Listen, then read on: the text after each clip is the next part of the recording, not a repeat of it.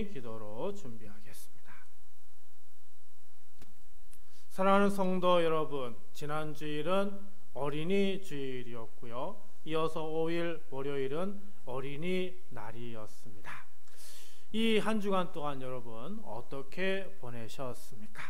어린이와 같은 마음으로 아무 걱정 없이 그저 행복하게 보내셨습니까? 저는 그렇게 보내고 싶었지만 현실은 그렇지 않았습니다. 정말 바쁜 일주일을 보냈죠. 그러면서도 정말 좋은 기억을 많이 가지게 되었습니다. 바쁜 일주일 동안에요 20년 만에 만난 분들이 무려 5분이나 계셨습니다. 이분들을 만나면서 20대 시절의 추억을 떠올리면서 함께 즐거운 이야기를 나누었습니다. 어린이 같은 순수한 마음은 아니었지만 그래도 청년의 마음으로 즐거운 시간을 가질 수 있었습니다. 사랑하는 성도 여러분, 여러분도 어린아이와 같은 순수한 마음을 이번 주에 가지셨습니까? 지난주 5월 8일은 어버이날이었습니다. 전날인 7일에 저는 고향 의성을 지나 영덕으로 해서 포항으로 갔는데요. 의성을 지나기 전에 저희 부모님이 사시는 의성에 우리 부모님께 안부 전화를 드렸습니다. 이제는 더 연로하셔서 목소리가 예전만큼 시원하지 않으시고 또 자주 잔병 치레를 하시면서 더 연약해지셨습니다. 특히 이번에 의성에서 일어난 산불로 인해서 부모님께서 큰 어려움을 겪으실 뻔했는데 다행히 위험한 상황은 피하셨죠. 하지만 그럼에도 이런 일로 인해서 더 약해지신 것 같아 마음이 무겁습니다. 또 의성을 지나 영덕으로 가는 길목에 보이는 산들마다 화마의 흔적이 고스란히 남아 있었습니다. 그 당시 얼마나 위험했을지 생각하니 마음이 아팠습니다. 중간에 있는 2개의 휴게소가 모두 불타서 소실되고 말았습니다. 그중 청송 휴게소에 도착했는데요. 휴게소 건물이 완전히 검게 소실되어 있어서 그것들을 모두 다 칸막이로 막아서 보이지 않게 한 모습을 보았습니다. 가정의 달에 이러한 현실, 어려운 현실을 보며 삶의 터전을 잃은 분들이 하루빨리 회복될 수 있기를 간절히 기도했습니다. 그들에게 하나님의 위로와 평강이 함께하기를 간절히 소망합니다. 사랑하는 성도 여러분, 오늘은 어버이 주일입니다. 부모님의 사랑과 희생을 기억하며 감사하는 날입니다. 우리는 이 날을 맞아 부모로서 또 자녀로서 하나님 앞에서 우리의 신앙을 돌아볼 필요가 있습니다. 부모가 자녀에게 물려줄 수 있는 가장 귀한 유산이 무엇일까요? 많은 사람은 재물이나 명예를 떠올릴지 모르지만 성경은 우리가 자녀에게 물려줄 가장 귀한 유산이 바로 믿음이라고 가르칩니다. 그러나 현실을 돌아보면 믿음의 유산이 아니라 불신과 불순종이 전해지는 안타까운 모습을 보게 됩니다. 저희 가정도 예외는 아닙니다. 저는 3대째 이어온 크리스천 가정에서 자랐습니다. 부모님으로부터 신앙을 물려받았지만 그 신앙이 건강하고 바른 믿음의 유산이었는가를 묻는다면 네라고 확신하게 대답할 수는 없습니다. 또 제가 목사로서 사역하고 있지만 2 딸에게 믿음의 유산을 잘 남겨주고 있는지 저 자신에게 물어보면 저는 감히 네라고 말할 수 없습니다. 2 딸이 바른 신앙을 가지고 건강한 믿음을 가지고 그런 믿음을 가지도록 유산을 잘 남겨주지 못한 것이 저 자신에게는 너무나 부끄러움입니다. 그저 이렇게 주일에 나와 예배하는 것만으로 스스로 만족하려는 그런 한심한 부모라는 생각을 떨칠 수 없습니다. 분명하고 확실한 믿음으로 하나님을 의지하고 하나님의 말씀을 읽고 묵상하며 순종하기를 바라지만 저 자신이 믿음으로 양육하는 데 턱없이 부족했음을 고백하지 않을 수 없습니다. 그래서 저는 성경 속 이스라엘 백성들이 그들의 자녀들에게 믿음의 유산을 제대로 남겨주지 못한 그것을 저는 비난하기가 어렵습니다. 그들의 불순종과 하나님 앞에서의 부족함이 바로 제 모습이기도 하기 때문입니다. 오늘은 본문 예레미야 44장을 보는데요. 배경은 이렇습니다. 남유다가 멸망한 바로 직후의 상황입니다. 유다 왕궁은 신흥 강대국 바벨론에 의해 멸망했고요. 많은 유다 지도자가 바벨론에 강제로 포로로 끌려왔습니다. 바벨론 왕은 이 예루살렘에 유다에 그다랴라고 하는 총독을 세웠는데요. 반 바벨론 성령이 가지고 있는 무리들이 그를 암살하고는 바벨론 왕이 두려워서 애굽으로 도망을 치게 됩니다. 이 과정에서 예레미야 선지자가 이 사람들에게 붙들려서 함께 애굽으로 끌려가게 되죠. 바로 이 애굽에서 예레미야가 선포한 말씀이 44장이고 오늘 말씀입니다. 이 말씀에는 유다 백성의 불순종과 그로 인한 하나님의 경고를 담고 있습니다. 하지만 그 경고 속에서도 하나님은 여전히 남은 자들에게 소망을 두고 계심을 알 수 있죠.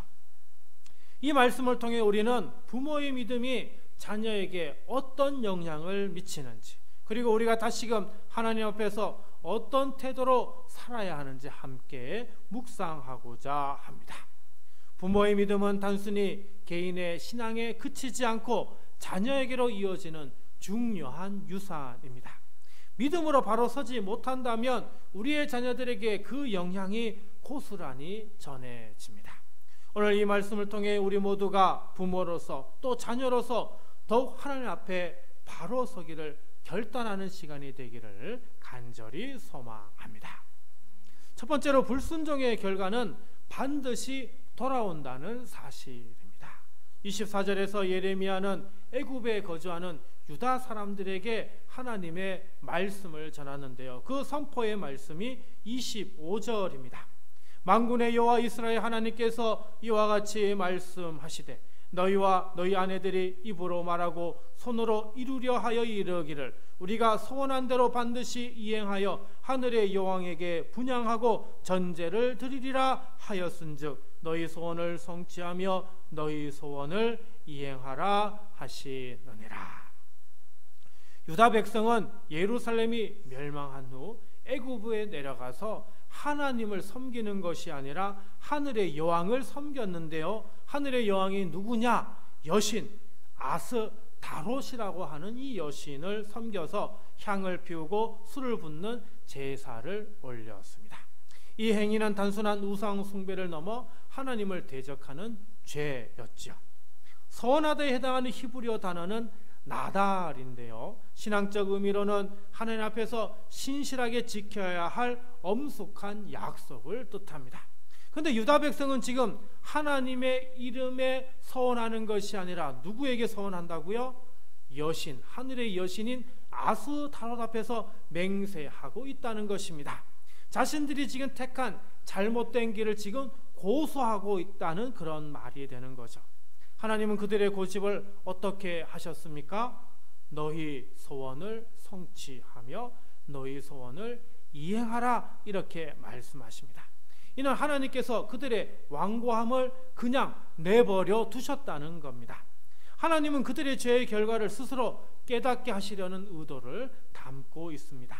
마치 부모가 반복해서 잘못을 저지르는 자녀를 어느 순간 더 이상 막지 않고 그 잘못의 결과를 직접 겪게 하며 교훈을 주려는 것과 같습니다. 불순종의 결과를 잘 보여주는 성경 이야기가 참 많이 있는데요. 요즘 우리가 사무엘상하 열왕기상을 읽으니까 사무엘상 15장의 말씀을 보면 사울왕은 아멜렉을 완전히 전멸하라는 하나님의 명령을 받습니다. 그런데 사울은 하나님의 명령을 온전히 수행하지 않고 아말렉의 왕 아각과 그리고 좋은 가축들을 살려두었습니다. 사무엘이 이에 대해서 책망하자 사울이 뭐라고 얘기합니까? 백성을 두려워하여 그들의 말을 들었다라고 핑계합니다. 하나님은 이 불순종으로 인해 사울을 버리시게 되죠. 그리고 다윗을 새 왕으로 세우게 됩니다. 사울의 고집과 불순종은 그 자신뿐만 아니라 그의 가문과 나라 전체에까지 비극을 초래하게 되었습니다. 1990년대 초 미국 시카고에서 한 청년이 있었습니다. 그는 어릴 때부터 교회에서 자라며 신앙교육을 받았지만 10대 후반부터 방황하며 마약과 술에 빠지게 되었습니다. 부모님은 그를 붙잡고 애타게 기도하며 교회로 인도하려 했지만 그는 나는 내 인생을 살고 싶다며 고집을 부렸습니다.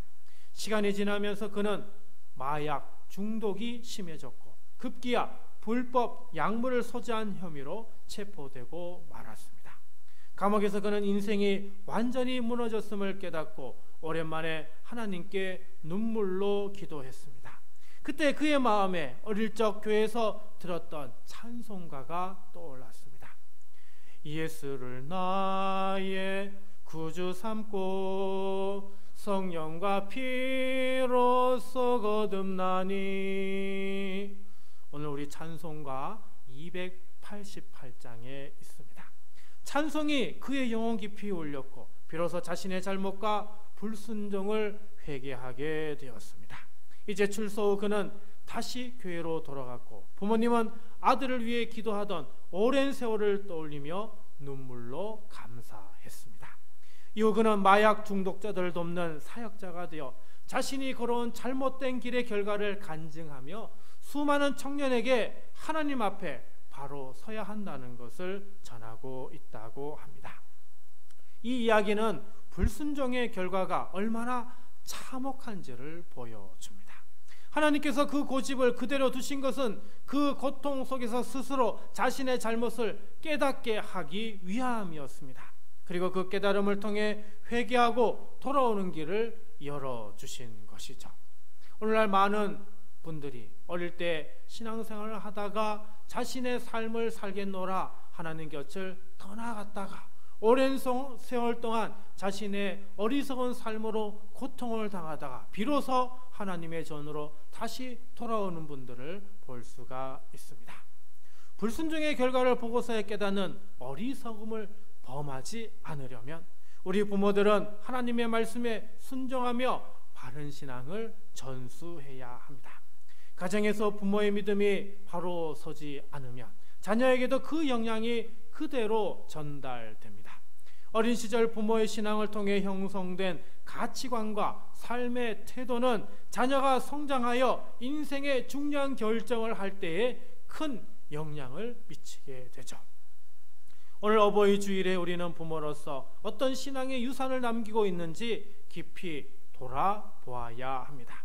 믿음의 유산이 아닌 불신과 불순종을 물려주고 있지는 않은지 진지하게 우리 자신을 성찰해야 합니다.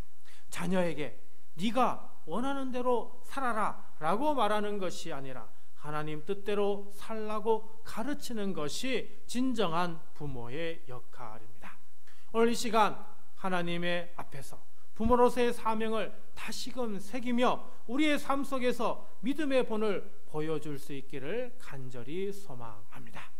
잘못된 길을 고집하지 않고 하나님의 뜻 안에서 신앙의 본을 보이며 살아가는 우리 모두가 되기를 주님의 이름으로 축복합니다. 두 번째로 믿음 없는 세대의 결과는 고통이라는 사실입니다. 26절에서 하나님은 이렇게 말씀하십니다. 그러므로 애굽 땅에서 사는 모든 유다 사람이여 여호와의 말씀을 들으라. 여호와께서 말씀하시되 보라 내가 나의 큰 이름으로 맹세하였은즉 애굽 온 땅에 사는 유다 사람들의 입에서 다시는 내 이름을 부르며 주 여호와의 살아계심을 두고 맹세하노라 하는 자가 없으리라. 자, 하나님께서 자신의 큰 이름으로 맹세하신다고 합니다. 여기에서 이름에 해당하는 히브리어 셴인데요, 이 단어는 존재와 권위를 나타내는 상징의 의미가 있습니다. 다시 말하면 하나님께서 자신의 이름으로 맹세하신다는 것은 그 맹세를 꺾지 않으시겠다는 아주 강력한 의지를 나타내는 겁니다. 바꾸실 의향이 전혀 없다는 겁니다. 하나님의 결정은 변하지 않을 것이라는 의미입니다. 그러면 하나님께서 맹세하신 내용이 무엇이라고요? 유다 사람들의 입에서 다시는 내 이름을 부르며 맹세하노라 하는 자가 없으리라고 말씀합니다. 이 말은 하나님의 이름을 부르는 사람이 없어질 것을 의미하죠. 즉 하나님이 그들과의 관계를 어떻게 해요? 끊어버리고 완전히 단절하심을 의미합니다. 하나님이 그들과의 관계를 단절하겠다는 분명한 경고의 메시지입니다. 하나님과 단절되었으니까 이스라엘 사람들이 하나님의 이름을 부를 자격까지도 박탈된 것입니다. 하나님의 이름을 부를 자격도 없으니 하나님께 기도할 권리조차도 남아있지 않습니다. 더 이상 하나님과의 교제자가 끊어진 상태로 하나님이 그들의 기도에 더 이상 응답하지 않으시겠다는 정말 무서운 선언입니다. 종교개혁자 깔뱅은 이 구절을 설명하면서 하나님의 이름을 부르지 못하는 상태는 절망과 심판의 극치라고 말했습니다. 다시 말해 그들의 고집스러운 불신앙이 하나님의 구원의 문을 완전히 닫아버리게 만들었다는 것입니다. 하나님은 그들의 불순종과 우상 숭배를 더 이상 묵과하지 않았습니다. 죄로 인해 하나님의 이름을 부를 수 없는 상태, 그것은 영적으로 가장 고통스러운 상태입니다. 그들의 불순종이 결국 하나님의 보호와 인도를 거부당하는 결과로 이어진 것이죠. 엘리 제사장의 두 아들 홈니와 비느하스는 성막에서 하나님을 섬겨야 할 제사장이었습니다. 하지만 제사장의 직분을 악용하여 재물을 탈취하고요, 성전에서 섬기는 여자들에게 음란한 행위를 일삼았습니다. 엘리는 아들들의 죄를 알고도 강하게 책망하지 않고 방관했습니다. 하나님은 이들을 책망하시며 경고하셨지만 두 아들은 끝까지 회개하지 않았고 결국 이스라엘의 원수인 블레셋과의 전쟁에서 죽음을 맞이하게 됩니다. 더 심각한 것은 하나님의 언약궤마저 블레셋에게 빼앗기고 말지요. 이로 인해 이스라엘 전역에 큰 고통이 찾아왔습니다. 엘리의 믿음 없는 태도와 그 아들들의 죄악이 한 가정과 민족 전체에 불행이 오도록 만든 것이죠. 우리나라 기독교 가정의 현실입니다. 부모는 교회에서 봉사도 열심히 하고 성경도 잘 알았지만 아이들을 신앙으로 제대로 양육하지 않았습니다. 부모는 자녀 교육에 있어 세상의 성공을 우선시하며 학업과 성과를 강조했습니다. 아이들은 교회 나오는 것보다 학원을 더 자주 다녔고 주일에도 시험 준비 때문에 교회에 가지 않는 일이 많아졌습니다. 시간이 흘러 부모는 교회에서 여전히 헌신했지만 자녀들은 교회에서 볼 수 없게 되었습니다. 부모는 뒤늦게 후회하며 다시 교회로 인도하려 하지만 아이들은 어릴 때부터 공부가 중요하다며 교회를 나가게 하지 못해 놓고서는 지금에 와서 신앙을 강요하는 것 도저히 이해할 수 없다고 아이들은 말합니다. 부모의 신앙적 무관심이 결국 자녀 세대의 신앙 붕괴로 이어진 것입니다. 부모는 늦게나마 기도하며 자녀들을 다시 신앙으로 인도하기 위해 애쓰지만 돌이키기에는 너무 늦어버린 가정이 얼마나 많은지 모릅니다. 믿음 없는 세대의 결과는 참혹합니다. 하나님과의 관계가 단절되고 고통과 절망이 이어집니다. 우리 부모 세대가 신앙을 바로 세우지 않으면 그 영향이 자녀에게까지 고스란히 전해집니다. 세속화된 가치관이 신앙을 대신하며 결국 자녀 세대는 하나님을 떠나게 됩니다. 어버이 주일을 맞아 우리의 가정을 돌아보며 믿음의 본을 보이는 부모가 되어야 합니다. 자녀에게 가장 귀한 유산은 재산이나 명예가 아니라 하나님을 사랑하고 신앙으로 사는 삶의 모습입니다. 오늘 이 시간 우리의 가정의 신앙을 다시금 점검하며 하나님 앞에서 부모로서의 책임을 감당하기 위해 기도하시길 바랍니다. 믿음의 부모가 되어 자녀에게 바르고 강건한 신앙의 유산을 물려줄 수 있기를 주님의 이름으로 간절히 축복합니다. 마지막 세 번째는 회개하는 자는 소망이 있다는 사실입니다. 28절에서 하나님은 이렇게 말씀하십니다. 그런즉 칼을 피한 소수의 사람이 애굽 땅에서 나와 유다 땅으로 돌아오리니 애굽 땅에 들어가서 거기에 머물러 사는 유다의 모든 남은 자가 내 말과 그들의 말 가운데서 누구의 말이 진리인지 알리라. 아멘. 여기에 사용된 살아남다라는 단어, 히브리어로 팔랏이라는 단어인데요, 이 단어는 하나님의 특별한 보호와 구원을 강조합니다.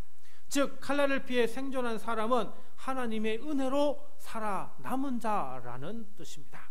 하나님께서 칼을 피하여 애굽 땅에서 살아남아 유다 땅으로 돌아올 자가 매우 적으리라 이렇게 말씀하시는데요, 심판 속에서도 남은 자를 통해 회복의 역사를 이어가신다는 하나님의 은혜가 담겨져 있습니다.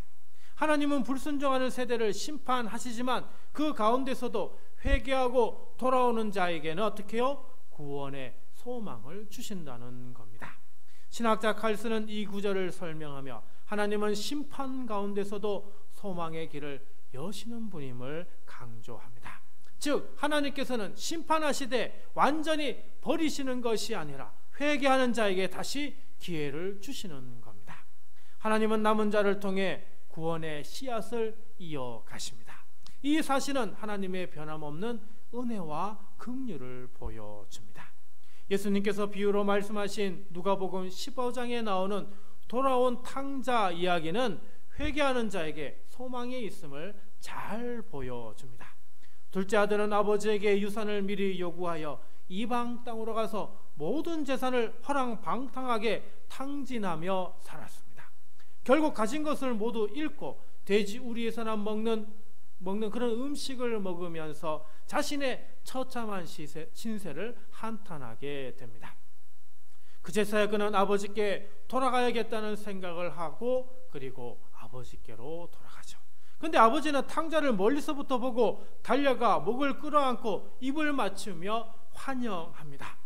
아들은 회개하며 자신의 잘못을 고백하며 아버지, 제가 하늘과 아버지 앞에 죄를 지었습니다 라며 자기를 아들이 아니라 종으로서 노예로서 받아달라고 요청합니다. 하지만 아버지는 이미 아들을 용서하고 그들 종이 아니라 역시 그의 아들로 받아줍니다.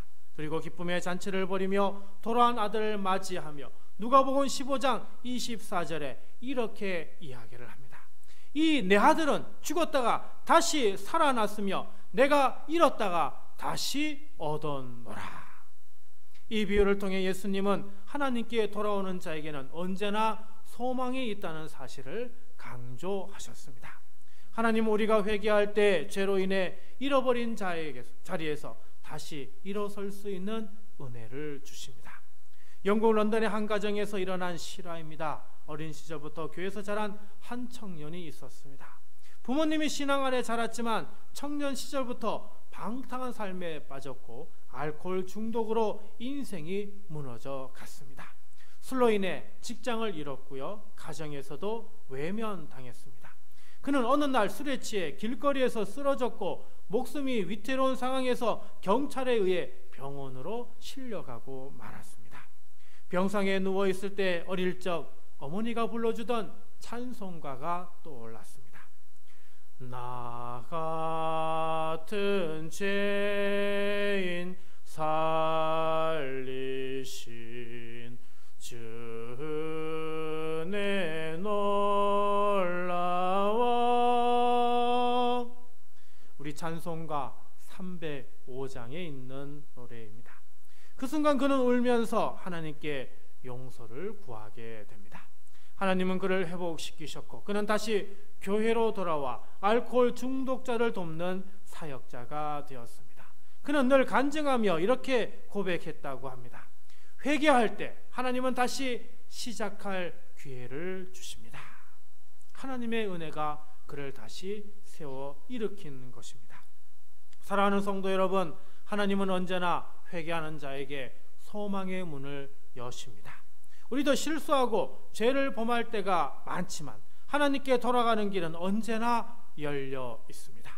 어버이 주일을 맞아 우리의 가정과 신앙을 돌아보며 혹시 부모로서 자녀로서 잘못된 길을 가고 있었다면 이 시간 하나님 앞에서 회개하십시오.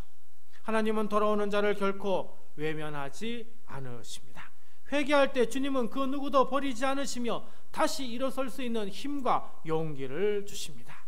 우리 모두 회개를 통해 하나님의 은혜를 경험하며 다시 소망의 길로 나아가기를 주님의 이름으로 간절히 축원드립니다.